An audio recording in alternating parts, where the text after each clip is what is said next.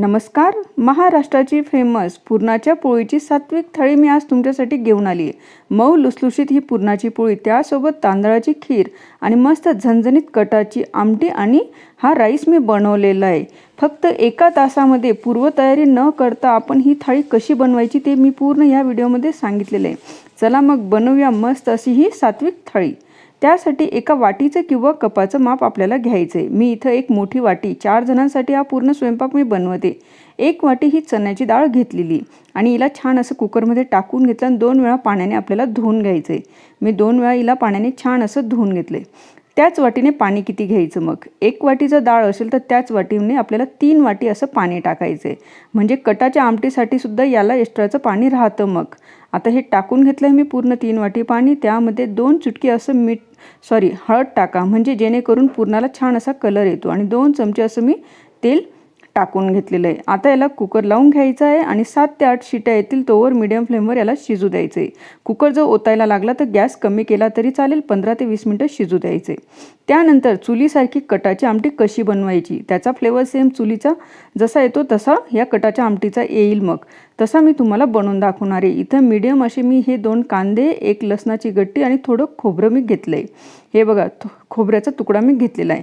इथं हे मीडियम कांदे जे घेतले त्यांना असं आपल्याला सुरीने कट मारून घ्यायचं आहे, कारण हे शिजायला पटकन जातील म्हणून.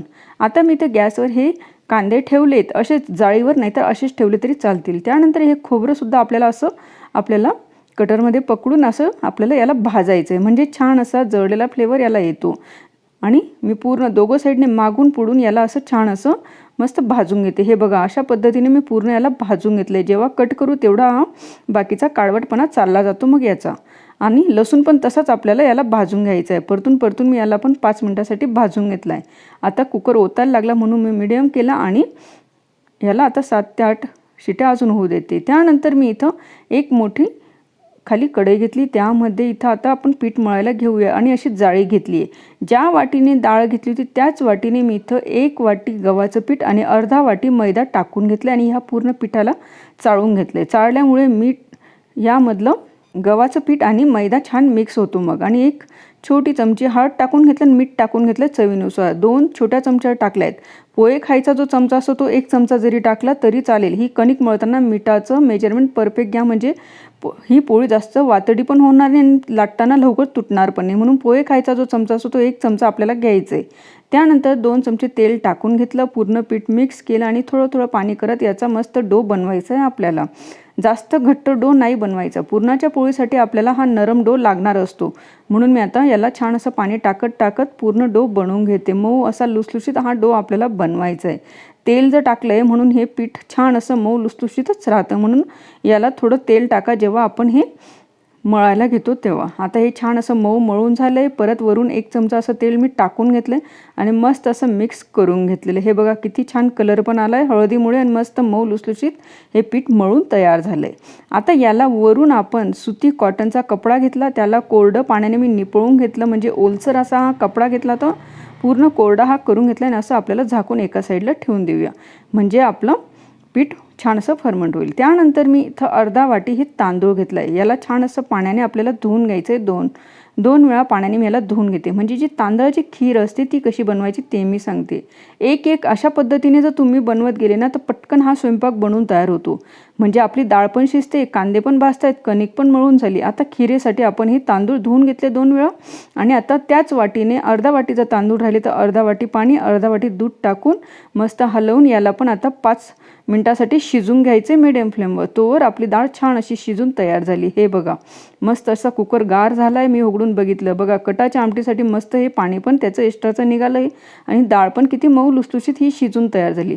आता हे पाणी आपल्याला निथळून घ्यायचं आहे. मी इथं एक खाली कटोरं घेतलं आणि चाळणी घेतली आणि त्यावर आपल्याला ही पूर्ण डाळ निथळून घ्यायची. हे बघा, कारण हे कटाच्या आमटीसाठी नंतर आपण ही डाळीचं पाणी वापरणार आहेत, म्हणून याच्याने खूप छान फ्लेवर कटाच्या आमटीला येतो म्हणून. हे बघा, आता हे मी साईडला ठेवून देते आणि ती जी डाळ आपण निथळली होती ती आता परत कुकरमध्ये टाकायची. आपल्याला चमच्याने थोडं असं मिक्स करायचं आहे आणि पोहे खायचा जो चमचा असतो त्या चमच्याच्या मापानुसार 2 चमचे आपल्याला ही डाळ काढून घ्यायची. ही कटाच्या आमटीच्या ह्या पाण्यामध्ये आपल्याला टाकायची, म्हणजे छान अशी थिकनेस अशी ही कटाची आमटी बनून तयार होते। आता हे पुरण कसं बनवायचं 5 मिनिटामध्ये।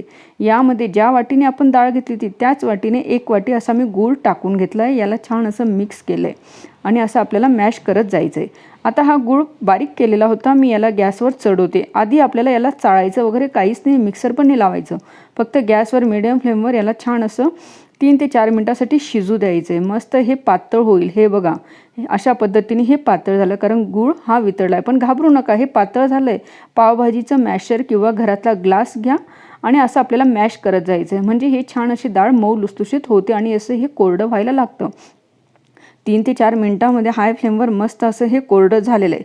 आता याचं थिकनेस कशी पाहिजे हे बघा, चमचा मी ठेवला, हा थोडा पण डगमगत नाही आहे, म्हणजे आपलं पुरण हे परफेक्ट बनून तयार झालं आहे। आता याची थोडी वाफ आपल्याला निघू द्यायची। ही थोडी वाफ निघाल्यानंतर मी इथं एक खाली बाऊल घेतला आणि त्यावर एक चाळण ठेवली, जी पीठ चाळायची चाळण असते आपली ती घेतली तरी काय हरकत नाही।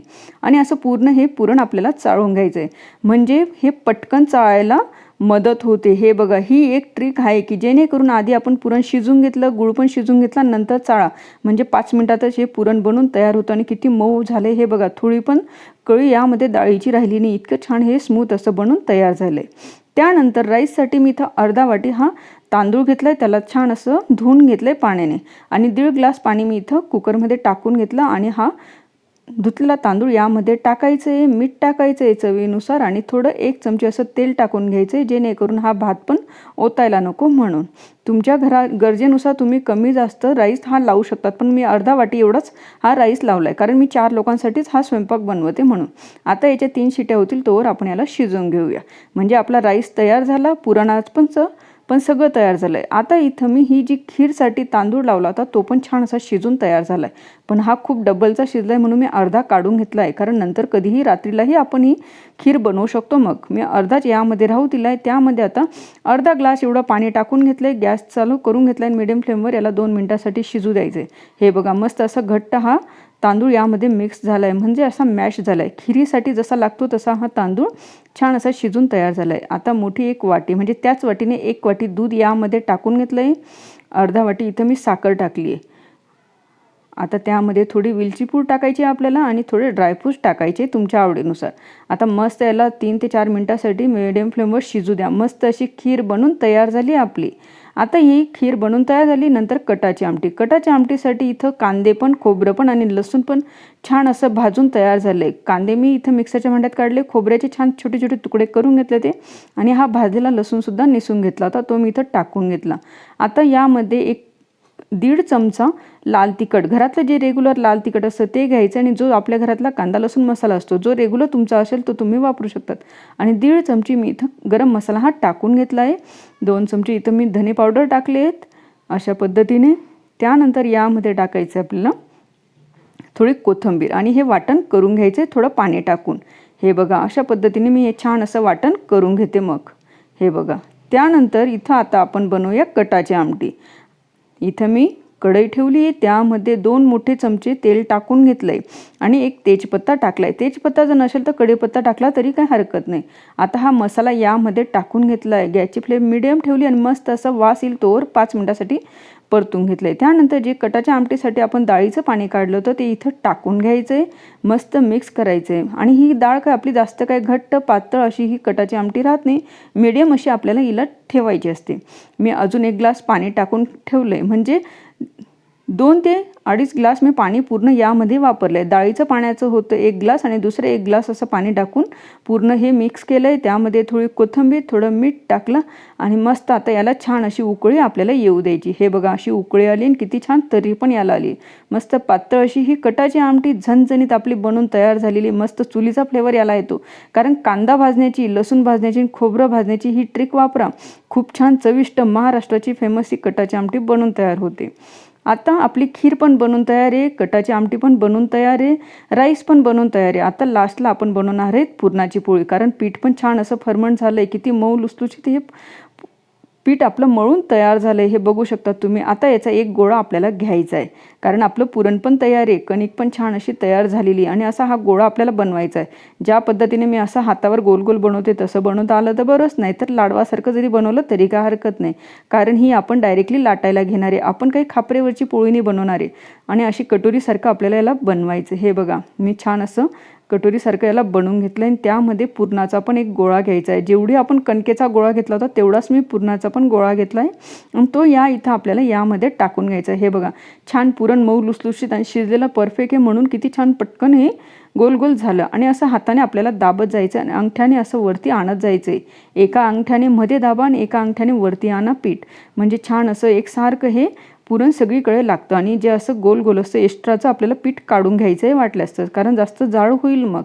हे बघा असं एक्स्ट्राचं पीठ मी काढून घेतलं आहे। आता लाटताना याला कसं लाटायचं, छान असं मी दाबून घेतलं आहे। थोडं इथं मैद्याने डस्ट करा म्हणजे खाली चिपकणार नाही पाटावर।